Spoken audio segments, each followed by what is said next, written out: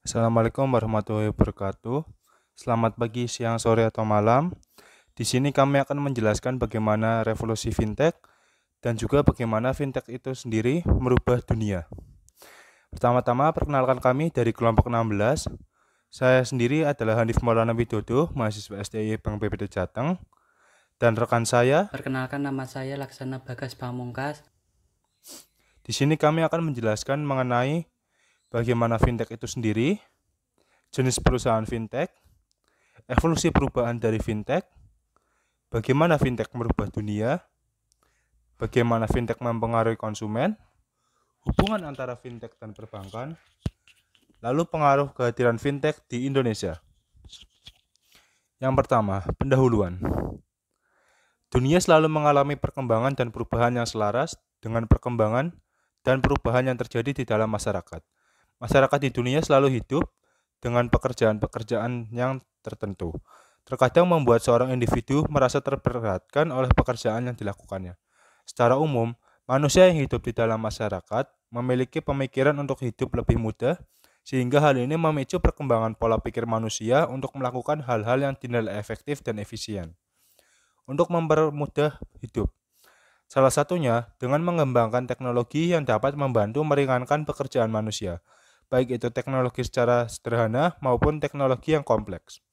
Perkembangan teknologi ini selalu berkembang dengan cepat dan menjamah berbagai aspek untuk membuat pekerjaan lebih efektif dan efisien, tak terkecuali dengan industri finansial ekonomi.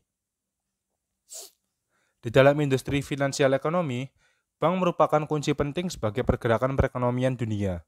Namun, pelaksanaan administrasi bank terkadang menjadi salah satu penghambat yang mempersulit perkembangan perekonomian.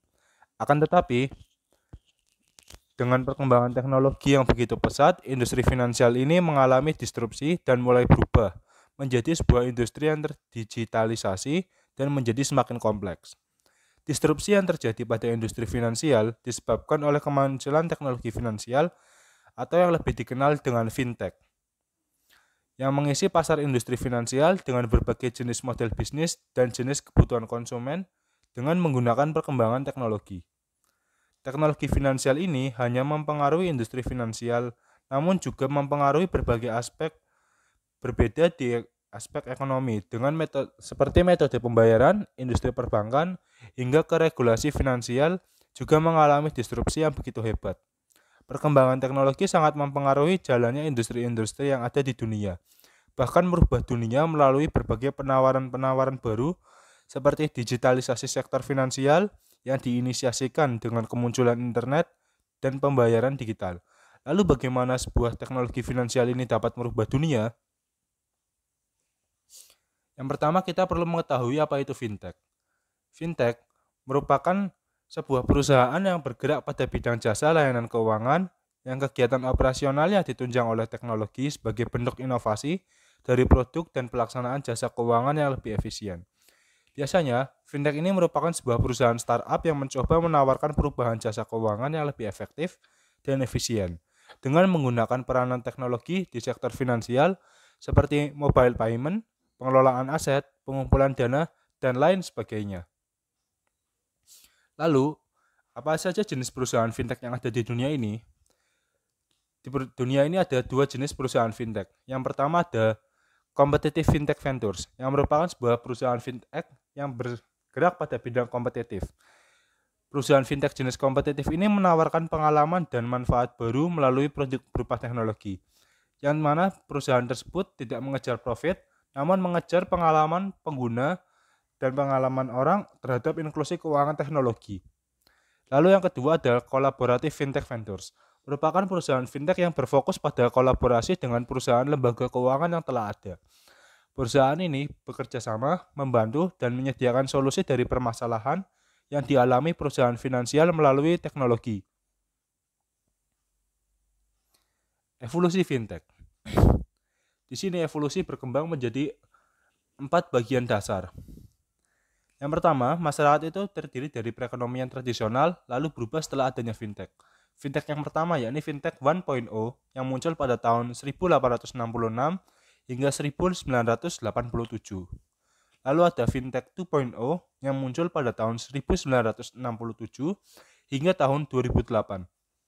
Lalu Fintech 3.0 yang dimulai dari tahun 2008 dan masih berlangsung hingga saat ini. Dan saat ini kita sedang berusaha menuju menjadi Fintech 4.0 sebelum menjadi sebuah dunia dengan perekonomian digital. Ekonomi tradisional. Sebelum terjamah oleh teknologi, manusia memiliki peranan tradisional yang sering berjalan selama ratusan tahun. Dan perekonomian tradisional tersebut selalu berkembang seiring berjalannya waktu. Ratusan tahun yang lalu, sebelum ditemukannya sistem perekonomian manusia, selalu memenuhi kebutuhannya sendiri dengan berburu dan meramu, namun karena hal ini tersebut tidak dapat memenuhi kebutuhan hidup manusia, akhirnya terciptalah sebuah perekonomian barter, yakni kegiatan tukar-menukar barang yang dilakukan oleh dua pihak tanpa menggunakan alat transaksi. Hal ini dilakukan dengan saling bertukar komoditi yang dimiliki seperti menukar hasil ternak dengan hasil perkebunan dan lain sebagainya. Namun, sistem perekonomian barter ini memiliki kelemahan, yakni tidak adanya standar nilai yang jelas terhadap suatu komoditi sehingga terjadi ketidakadilan di dalam sistem barter. Dengan adanya ketidakadilan ini tersebut, muncullah sistem perekonomian uang yang masih berbentuk barang tertentu dengan nilai tukar tertentu pula terhadap suatu komoditi. Namun karena tidak efektifnya barang yang dijadikan uang seperti kerang atau pelepah, akhirnya jenis uang tersebut mulai digantikan dengan uang koin berbahan logam yang lebih tahan lama dan efisien penggunaannya. Namun keberadaan uang koin tersebut masih memiliki problematika ketidakseimbangan nilai tukar karena nilai real dari bahan logam uang dengan nilai nominal uang tersebut tidak sebanding dengan komoditi yang diperjualbelikan. Dapat menimbulkan permasalahan dalam perdagangan.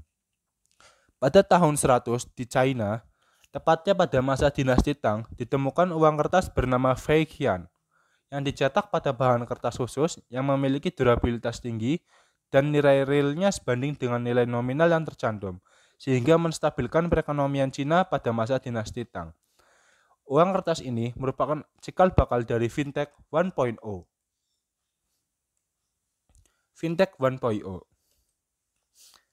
Era fintech di dunia mulai setelah Marco Polo datang ke Cina dan menyebarkan penggunaan uang kertas ke seluruh belahan dunia. Sehingga dengan penemuan uang kertas ini, perekonomian dunia dapat lebih berkembang dan mulai terjadinya perkembangan internasional yang stabil karena memiliki standar nilai pertukaran barang komoditi.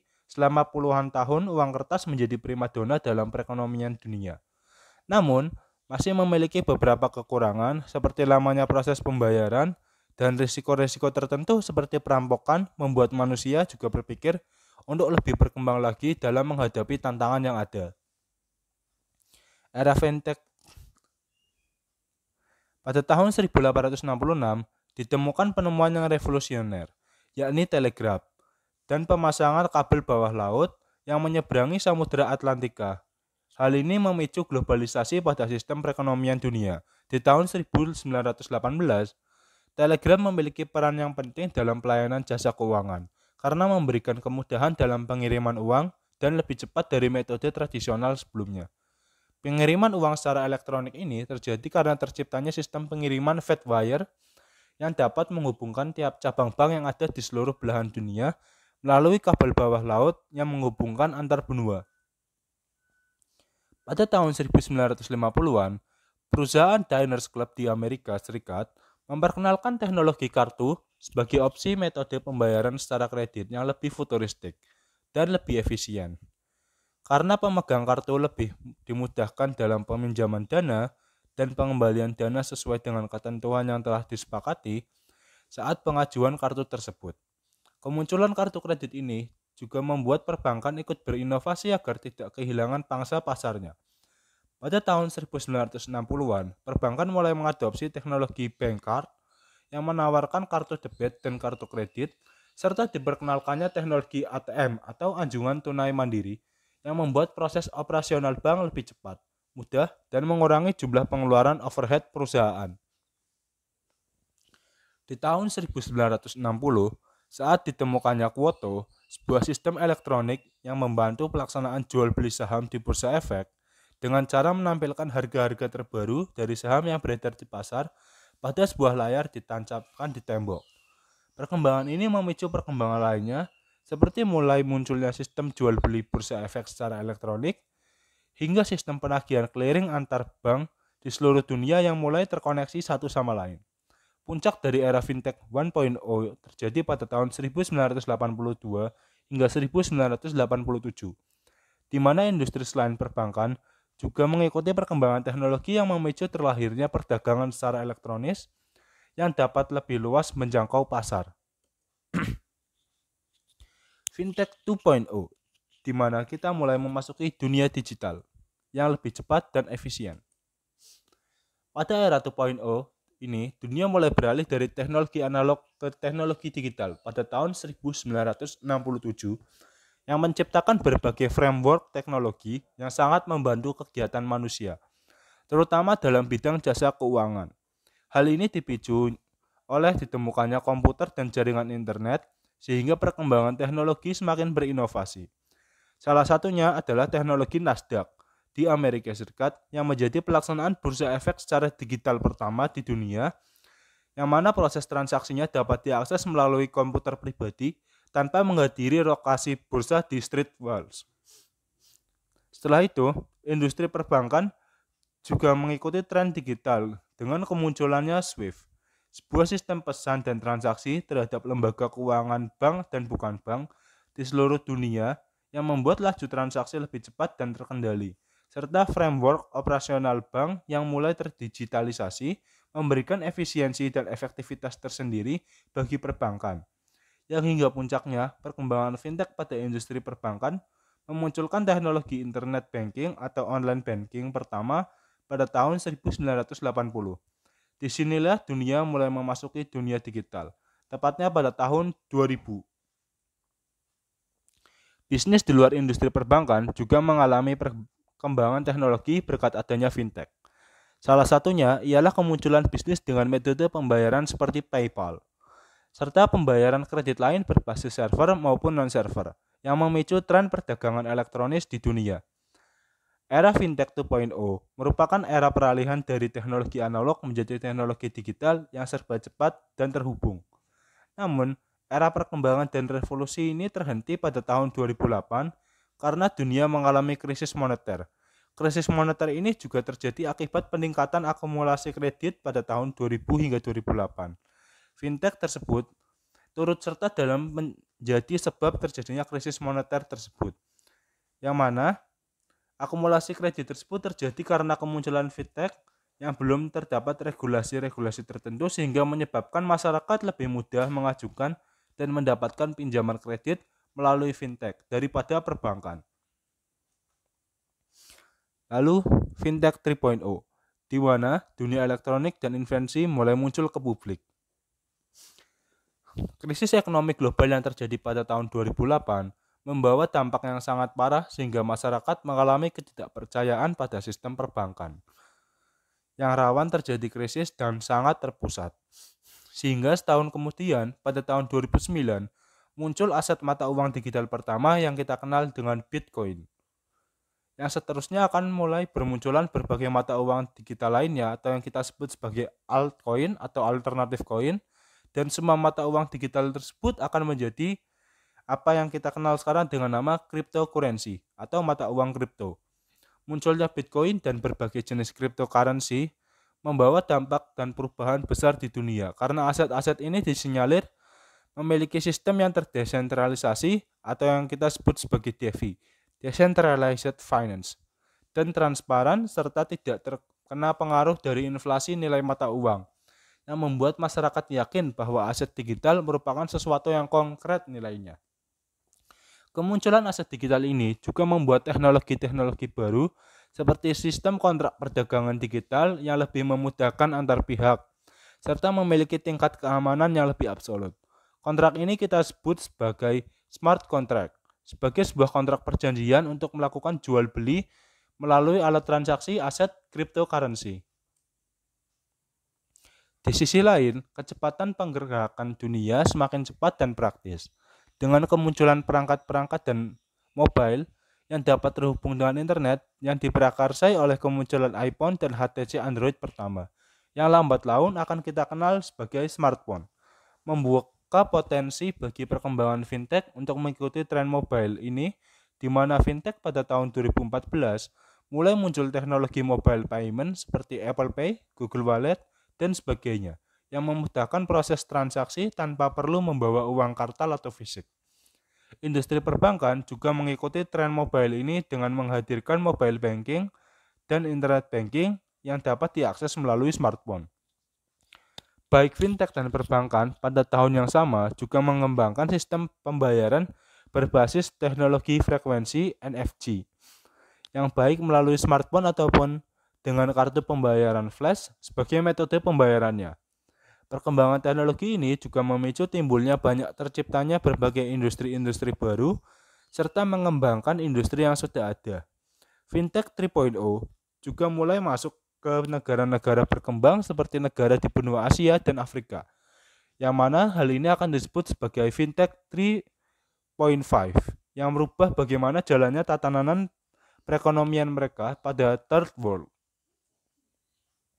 Lalu Fintech 4.0.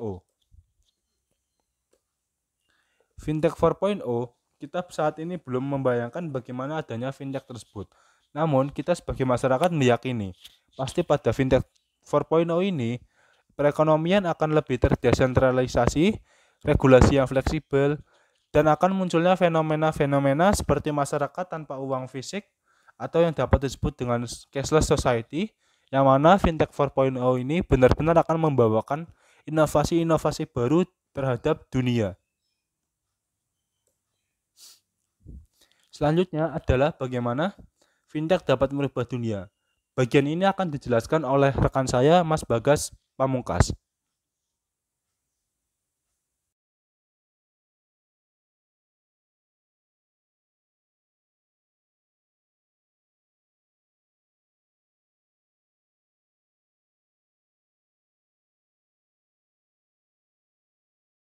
Di sini saya akan menjelaskan tentang revolusi fintech, yaitu how fintech change the world by different aspect. Yang pertama ada lending, yang kedua ada payment, yang ketiga ada investment and saving, yang keempat ada personal finance. Lending, perubahan besar dalam fintech membawa perekonomian global semakin berinovasi dan mempengaruhi bidang peminjaman atau lending. Di dalam perekonomian tradisional, peminjaman atau kredit hanya boleh ditawarkan lembaga keuangan perbankan kepada perseorangan atau organisasi bisnis. Bank menghasilkan uang dari bunga dari peminjaman kredit yang diberikan. Sistem kredit yang ada pun sangat sulit dan tidak semua orang bisa menjangkaunya. Hal ini disebabkan karena proses administratif yang panjang, memerlukan banyak dokumen persyaratan, jaminan pinjaman dan sebagainya, sehingga tingkat inklusinya sangat minim dan menyebabkan orang-orang yang membutuhkan suntikan dana semakin kesusahan. Namun dengan adanya fintech, hal tersebut tidak lagi menjadi masalah. Perusahaan-perusahaan startup dalam bidang fintech menawarkan sebuah sistem kredit atau peminjaman yang baru. Sistem ini disebut dengan peer-to-peer lending, di mana sistem ini perusahaan startup sebagai mediator yang mempertemukan investor yang memiliki dana sebagai pemberi pinjaman dengan seseorang yang membutuhkan suntikan dana tersebut. Dikarenakan sistem peer-to-peer ini merupakan sistem yang terdesentralisasi, menjadikannya memiliki regulasi dan proses administratif yang tidak begitu rumit dan menawarkan kemudahan dalam pengajuan kredit. Sistem peer-to-peer ini juga memiliki bunga yang lebih rendah dari pinjaman perbankan dan siapapun melalui sistem big data yang mencatat seluruh perilaku kredit seseorang. Peer-to-peer ini juga mengikuti tren mobile sehingga pengajuan dapat dilakukan dari berbagai lokasi. Peminjaman kredit sekarang dapat dijangkau oleh berbagai kalangan seperti pelajar hingga pensiunan berkat adanya fintech. Semua orang dapat memiliki akses finansial yang lebih bervariatif untuk memenuhi kebutuhan dan keinginannya. Kehadiran fintech merubah bidang peminjaman sangatlah signifikan. Adapun perubahan-perubahan yang terjadi sebagai berikut. Yang pertama, model kredit baru, peer-to-peer. Yang kedua, inovasi sistem kredit yang menjangkau seluruh masyarakat dan disediakan oleh berbagai pihak untuk menawarkan kemudahan. Yang ketiga, penerimaan pengajuan dan pembiayaan yang lebih cepat. Payment Aspek yang pertama kali terpengaruh oleh kehadiran fintech adalah metode pembayaran atau transaksi yang ada di dunia. Dari manusia yang tidak mengenal proses transaksi ke manusia yang menjadi mengenal proses transaksi mulai dari perekonomian barter, uang logam sehingga uang kertas. Semua perubahan ini terjadi karena kemunculan fintech yang menyediakan sarana dan prasarana metode transaksi atau pembayaran tersebut.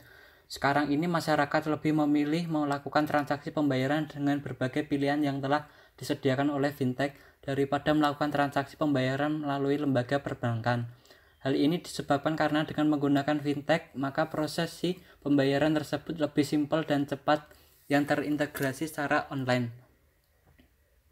Sejak kemunculan fintech, mulai muncul berbagai jenis metode transaksi dan juga berbagai jenis aset sebagai alat pembayaran.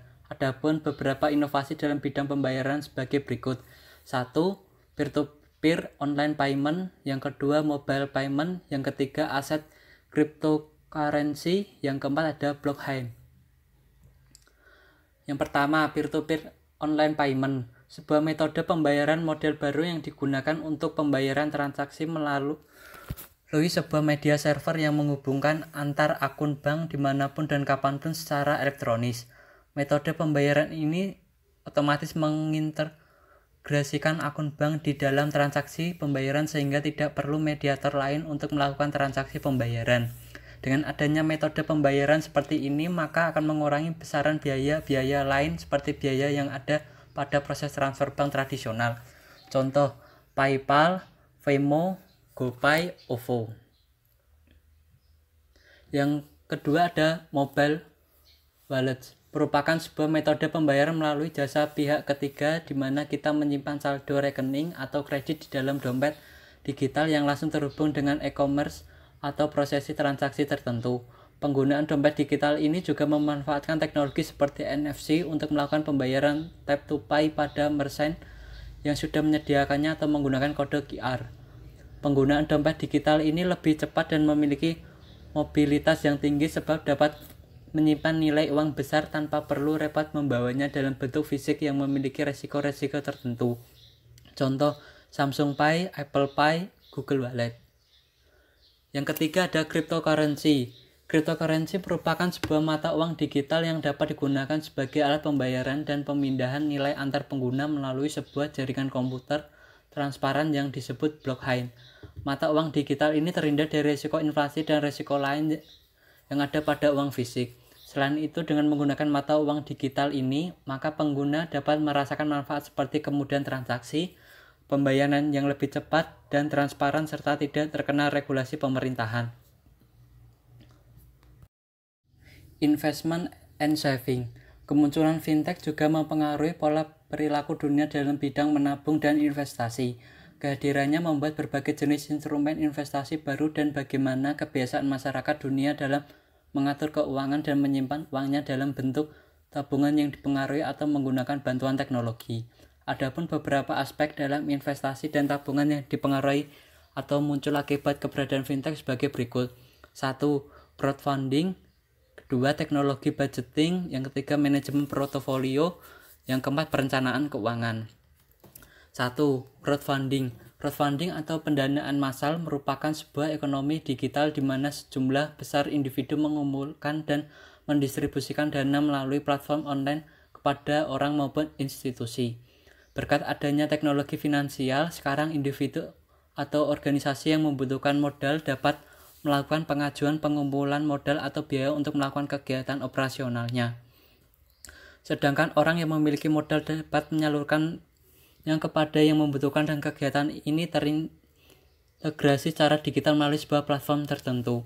Pendanaan massal ini memiliki model seperti pendanaan investasi, pendanaan berbasis hadiah, pendanaan berbasis pemberian modal atau investasi atau peminjaman.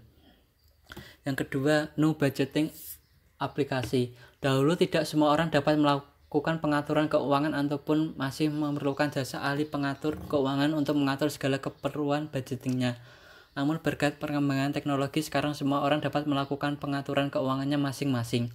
Teknologi ini dibantu berdasarkan adanya kecerdasan buatan yang termuat di dalam aplikasi smartphone atau desktop yang memungkinkan mengatur jenis pengeluaran dan pemasukan seseorang serta merekamnya secara langsung berdasarkan transaksi yang dilakukan oleh pengguna.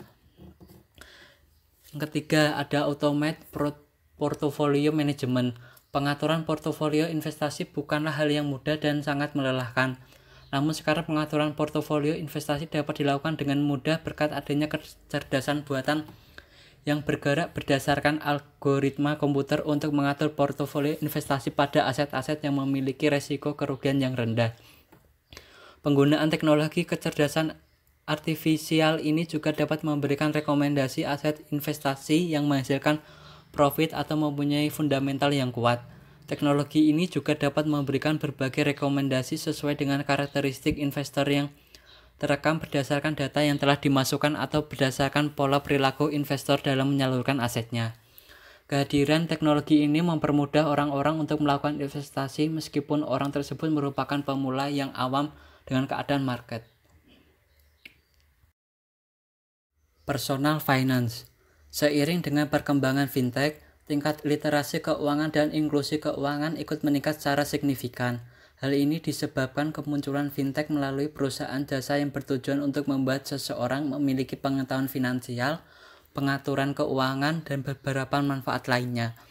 Semua mobile aplikasi memiliki kecerdasan buatan yang membantu penggunanya untuk memahami pengaturan finansial, seperti mengingatkan untuk tidak boros, membatasi jumlah pengeluaran, dan melakukan perencanaan keuangan berdasarkan besaran penghasilan.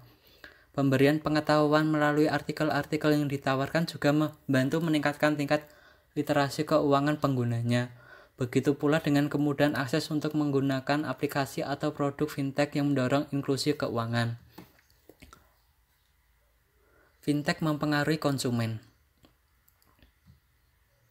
Fintech mempengaruhi konsumen telah merubah wajah dari perekonomian dunia terutama setelah terjadinya krisis perekonomian dunia di tahun 2008. Kehadirannya menjadi pengaruh positif dan membawa inovasi-inovasi di dalam dunia bisnis. Teknologi finansial juga mempengaruhi bagaimana masyarakat mengelola uangnya. Saat ini masyarakat lebih menyukai media yang lebih bermanfaat dengan perkembangan yang cepat pada teknologi finansial. Pola perilaku masyarakat ini berubah seiring adanya perkembangan teknologi dan mulai meninggalkan sistem transaksi tradisional. Adapun beberapa kecenderungan yang muncul akibat pengaruh dari perkembangan fintech yaitu 1. Menggunakan digital banking untuk semua jasa perbankan. 2. Melakukan transaksi pembayaran melalui smartphone. Yang ketiga, melakukan pinjaman pada lembaga keuangan non-bank, fintech, lending atau peer-to-peer. Yang keempat, melakukan perdagangan atau transaksi internasional. Fintech dan perbankan. Sejak kemunculannya, teknologi finansial menjadi pesaing besar industri perbankan tradisional di mana perusahaan fintech berhasil membuat sektor industri finansial baru yang menawarkan biaya rendah, efektivitas dan kecanggihan pelayanan. Dengan pengalaman penggunaan yang lebih baik dan perbankan tradisional membuatnya semakin digemari masyarakat. Sementara perbankan dengan sistem tradisionalnya mulai mengalami ketertinggalan dan harus berusaha mengejar ketertinggalan tersebut. Industri perbankan akhirnya mengalami disrupsi dan mengalami perubahan untuk menerima keberadaan teknologi di mana hal tersebut memakan proses yang lama dan menantang pengelola bank untuk mengimplikasikannya secara tepat. Perbankan harus berubah mulai dari merombak ulang sistem pelayanan jasanya lebih modern, melakukan audit internal dan pengelolaan sumber daya yang untuk mendukung perubahan yang akan dialami hingga bekerja sama dengan perusahaan fintech kolaboratif untuk membuat sistem yang lebih modern ataupun menyediakan pelayanan jasa digital yang dapat bersaing dengan perusahaan fintech lain. Fintech di Indonesia. Industri fintech telah merambah dunia secara keseluruhan, tak terkecuali Indonesia. Industri fintech modern, Fintech 3.5, mulai muncul di Indonesia pada tahun 2016, di mana awal kemunculannya fintech di Indonesia hanya berada pada dua bidang saja, yakni pembayaran digital, e-money, dan pinjaman online peer-to-peer lending. Seiring berjalannya waktu, industri TechFin ini berkembang pesat dan kiat meningkat yang didukung dengan jumlah usia kerja yang tinggi dan penetrasi internet serta teknologi di Indonesia semakin meluas dan menjangkau berbagai kalangan. bahkan hingga masyarakat yang belum tersentuh layanan perbankan. Kehadiran fintech ini merubah dan mengembangkan berbagai aspek di Indonesia. Dengan adanya fintech juga mendorong kemajuan perekonomian nasional dan membantu perkembangan UMKM dengan kemudahan pemberian dana hingga kemudahan transaksi yang ditawarkan antara pembeli dan penjual. Kemunculan fintech juga menciptakan lapangan pekerjaan dan berbagai jenis pekerjaan baru di Indonesia, serta meningkatkan inklusi keuangan di Indonesia secara tidak langsung, juga meningkatkan literasi keuangan masyarakat untuk mengetahui pentingnya pengelolaan keuangan.